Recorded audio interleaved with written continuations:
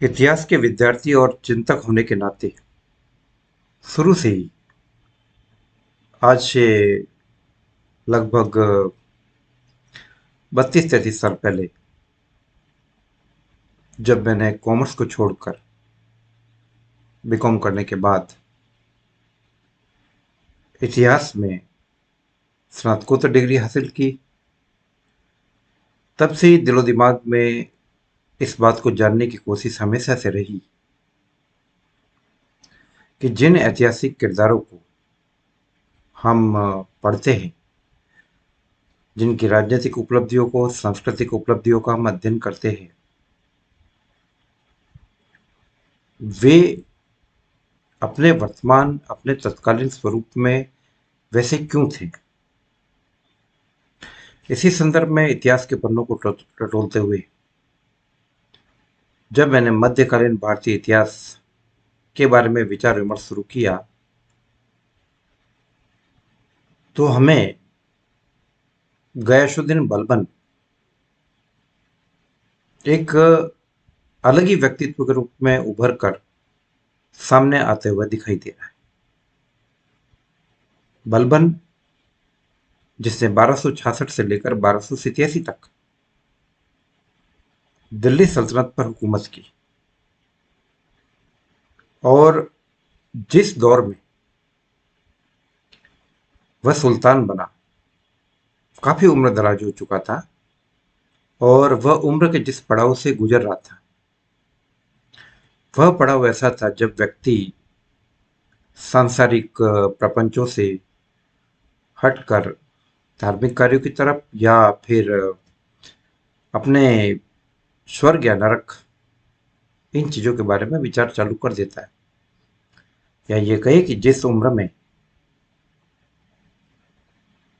अपने परमार्थ को या अपने परलोक को सुधारने की कोशिश की जानी चाहिए थी, उस दौर में बलबन ने एक ऐसी नीति का अनुकरण किया जो टिकी हुई थी निरंकुश राजत्व की अवधारणा पर, जो टिकी हुई थी दैवीय राजतंत्र की अवधारणा पर। तो जब हम इस चीज को देखते हैं, जब इस बात का मूल्यांकन करते हैं कि घटनाओं को क्या की बजाय घटनाएं कैसे और क्यों घटित हो रही है, तो बलबन के संदर्भ में भी हम इस बात को जानने की कोशिश करेंगे कि उम्र-दराज सुल्तान बलबन क्यों एक कठोर राजत्व नीति को अपनाने के लिए प्रेरित हुआ। तो हम उन परिस्थितियों पर गौर अगर करें जिन परिस्थितियों में बलबन सुल्तान बना, तो मैं ये मानता हूं कि बलबन ही क्यों, हर कोई भी व्यक्ति जो बलबन के दौर से गुजर रहा था या बलबन जैसी परिस्थिति से गुजर रहा था, वो भी सुल्तान होता। चाहे मैं सुल्तान होता, चाहे आप होते, चाहे कोई भी होता, वो भी उतनी कठोर और शायद मे भी उससे ज्यादा कठोर राजत्व नीति का अनुकरण करता।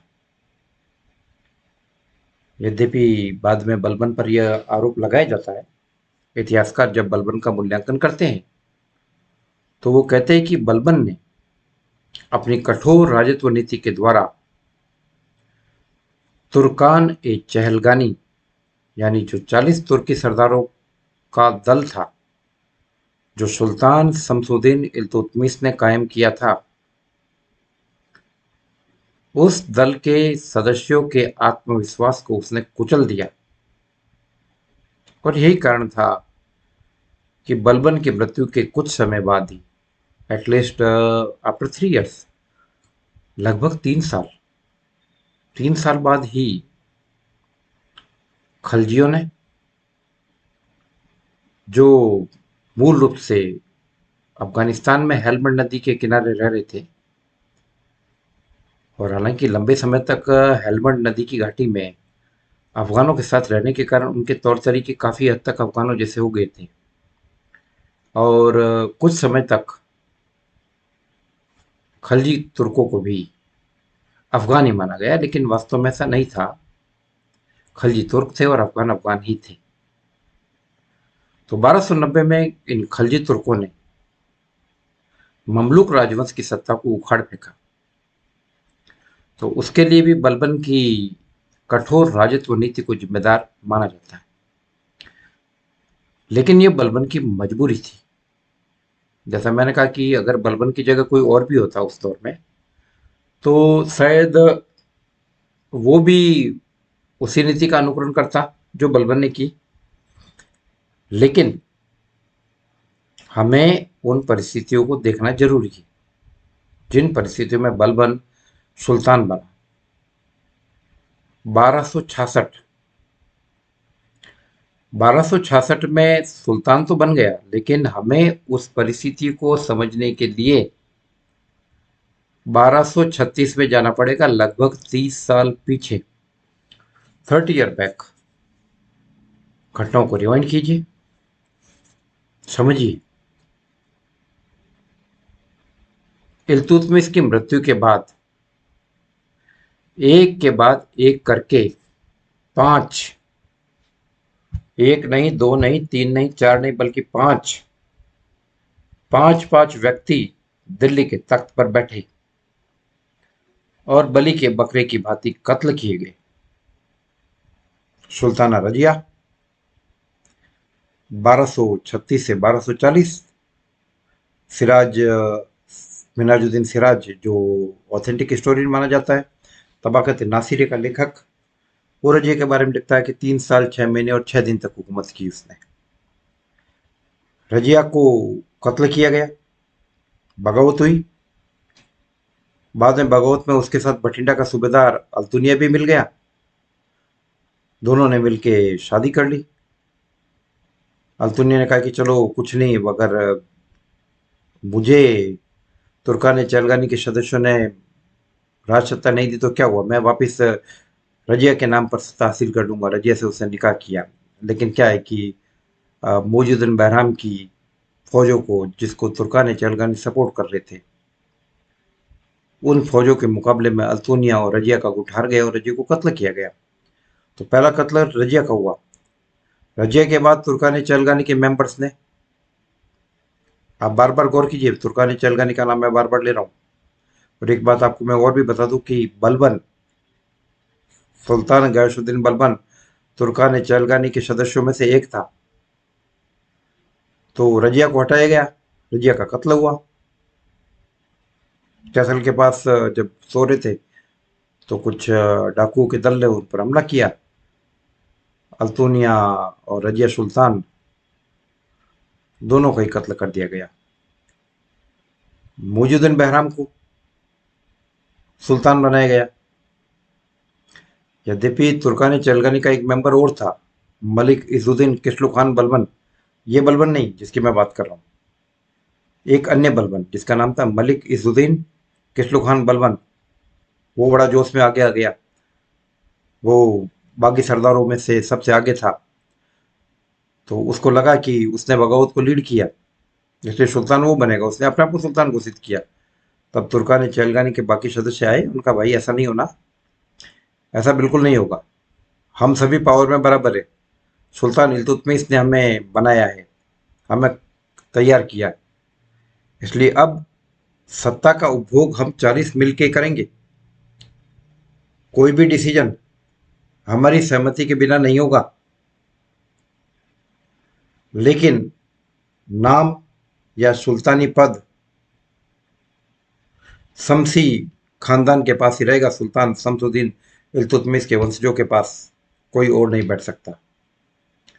तो इल्तुतमिश के बेटे मुइजुद्दीन बहराम को सुल्तान बनाया गया और एक पद का क्रिएशन किया गया, नायब ममालिकात, यानी जो सुल्तानी अधिकारों का वास्तव में प्रयोग तुर्कान चैलगानी के लिए और उनकी तरफ से करे। और इस पद पर एदगिन को नियुक्त किया गया। इस वक्त भी 40 तुर्की सरदारों के दल में गैसुद्दीन बलबन था, काफी युवा था। इन चीजों को वो काफी गहराई से वॉच कर रहा है, क्योंकि उसके दिलो दिमाग में कहीं ना कहीं ये चीज घर कर रही है। वो परिस्थितियों पर विचार कर रहा है कि देर सवेर मुझे भी सत्ता हासिल करनी है। उससे देख लिया था कि इल्तुतमिश के वंशजों में वो काबिलियत नहीं, वो वकार नहीं जो सल्तनत को संभाल सके। लेकिन इसके लिए जिन स्टेप्स को अपनाना है वो उसके दिलो दिमाग में पहले से मौजूद है। वो सब परिस्थितियों को क्लियरली देख रहा है। मोजुद्दीन बहराम से इस बात का वचन ले लिया गया कि वह सुल्तान के अधिकारों का उपयोग नहीं करेगा, लेकिन वो माना नहीं। और साथ ही साथ एतगिन जैसे लोगों ने उन्होंने सुल्तान की अवज्ञा चालू की।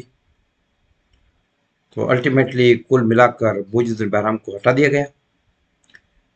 इसके बाद अलाउद्दीन मसूद, जो इल्तुतमिश का एक और बेटा था, उसको भी बनाया गया। लेकिन उसने भी जब वास्तविक सुल्तान बनने की कोशिश की तो उसकी भी हत्या कर दी गई। उसके बाद नासिरुद्दीन महमूद, जो इल्तुतमिश का ही बेटा था और काफी लंबे समय तक उसने हुकूमत की, लेकिन लंबे समय तक वो इसलिए कर पाया कि वो तुर्कान चैलगानी के पूरी तरीके से कंट्रोल में था। और उस वक्त तक तुर्कान चैलगानी का प्रमुख सदस्य गयासुद्दीन बलबन, वो काफी शक्तिशाली हो चुका था, काफी अनुभवी हो चुका था। तो सत्ता नासिरुद्दीन महमूद की थी, लेकिन वास्तविक उपभोग बलबन कर रहा है। और बाद में 1266 में हम देख रहे हैं कि बलबन अपने खुद के दामाद नासिरुद्दीन महमूद को, बलबन ने अपनी बेटी की शादी की थी इससे, तो नासिरुद्दीन महमूद को उसने सत्ता से हटा दिया, कैद कर दिया और बाद में कत्ल करवा दिया। तो इसके कारण क्या हुआ कि जो सल्तनत को हासिल करने का सपना गयासुद्दीन बलबन देख रहा था, उसको उसने लागू कर दिया। तो बलबन जब सुल्तान बना तो वो पूरे के पूरे इस घटनाक्रम का साक्षी था। उसे ये देखा कि किस प्रकार से इल्तुतमिश की मृत्यु के बाद एक करके 5 दिल्ली सुल्तान बली के बकरे की भांति कत्ल किए गए। और बलबन ने कहा कि भाई वो तो इल्तुतमिश के बेटे थे, बेटियां थे, वैधानिक दावेदार थे, मैं तो बिल्कुल अवैधानिक हूं। मैंने इन सुल्तानों को हटाने में महत्वपूर्ण भूमिका निभाई। मैंने अपने दामाद नासिरुद्दीन महमूद को जेल में डलवाया। तो मेरा पूरा का पूरा विवरण तो इन चैलगानी के सदस्यों के सामने, तो ये मुझे क्यों बख्शेंगे। तो इसलिए बलबन ने कहा कि ये लोग, ये तुर्कान चैलगानी के सदस्य और बाकी सरदार मेरी अवज्ञा करें, मेरे आदेशों को ठुकराए और कहीं मेरा भी हाल बाकी जैसा नहीं कर दे। इसलिए उसने कठोर धार्मिक, कठोर राजत्व नीति का अनुकरण किया। उसने सबसे पहले दैवीय राजतंत्र की अवधारणा का प्रतिपादन किया और दैवीय राजतंत्र की अवधारणा के चलते हुए उसने ये कहा कि दुनिया में हर कोई व्यक्ति सुल्तान नहीं बन सकता। सुल्तान वही व्यक्ति बनता है जिसके ऊपर ईश्वर की कृपा हो। वो कहता था कि सुल्तान खुदा का प्रतिनिधि है, सुल्तान खुदा का प्रतिबिंब है और सुल्तान के मुंह से निकला हुआ हर शब्द खुदा के मुंह से निकला हुआ शब्द है। इसलिए वो खुद को नियाबत खुदा ही कहता था। वह कहता था कि दुनिया में सुल्तान से बढ़कर कोई नहीं। सुल्तानी पद की गरिमा को बनाए रखने के लिए उसने कई नियम अपनाए। उसने साधारण लोगों से मिलना मना कर दिया। दिल्ली का एक वाकया मिलता है। दिल्ली का एक बहुत ही पैसे वाला व्यक्ति फक्र बाउनी, वह सुल्तान से मिलना चाहता था और इसके बदले में काफी पैसा, अपनी धन दौलत का एक बहुत बड़ा हिस्सा सुल्तान को देने को तैयार था।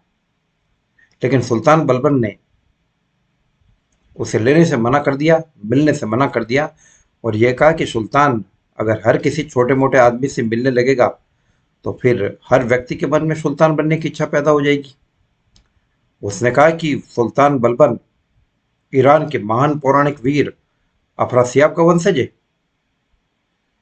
और वह सुल्तान इसलिए बना है कि खुदा ऐसा चाहता था। वह किसी जहर की प्याले से अथवा हत्यारे के छुरे से सुल्तान नहीं बना। क्योंकि वास्तव में अगर हम बलबन के पूरे विवरण को उठाकर देखें तो हमें जानकारी मिलेगी उसने ये सारे काम किए।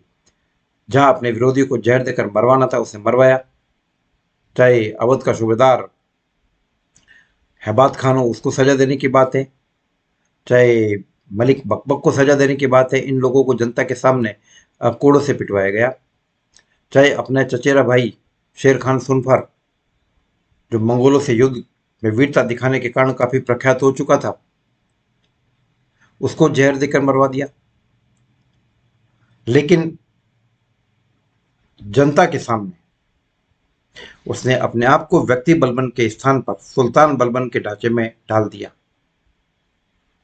और एक बार जब दरबार में बलबन को यह खबर सुनाई गई कि उसके सबसे बड़े बेटे शहजादा मोहम्मद की मंगोलों से लड़ते हुए मौत हो गई, तो बलबन ने इस खबर को उसी तरीके से लिया जैसे कि दरबार की सामान्य घटनाएं। यद्यपि मैं आपको बता दूं कि ये जो सुल्तान मोहम्मद था, शहजादा मोहम्मद, ये बलबन का सबसे काबिल बेटा था। बलबन की इससे काफी उम्मीदें थी और बलबन इसको अपने बाद सुल्तान बनाना चाहता था। लेकिन कभी भी उसने अपने दरबारियों के सामने अपने दुख को प्रकट नहीं किया। उसका कहना था कि यदि बलबन सामान्य व्यक्ति की तरह रोने लगेगा, चीखने लगेगा, विलाप करने लगेगा, तो फिर बलबन और सुल्तान बलबन में क्या अंतर रहेगा। यद्यपि इतिहासकार कहते हैं कि बलबन अपने इस बेटे के लिए अपने महल के अंधेरे कोनों में छुप छुप कर रोया करता था। सुल्तान के भव्यता, गौरव और सम्मान को बढ़ाए रखने के लिए उसने ईरानी पैटर्न पर अपने राजमहल को सजाया, फारसियों की तरह नववर्ष का, नौरोज का त्योहार मनाना चालू किया। एक 16वीं सदी का लेखक लिखता है, फिजून इस्त्राबादी, वो कहता है कि जब बलबन अपनी लंबी दाढ़ी रखता था और चेहरे पर काफी लंबा मुकुट लगाता था सर के ऊपर, और चेहरा भी लंबा था, तो लंबाई कहते हैं कि लगभग उसकी 1 गज के आसपास हो जाती थी।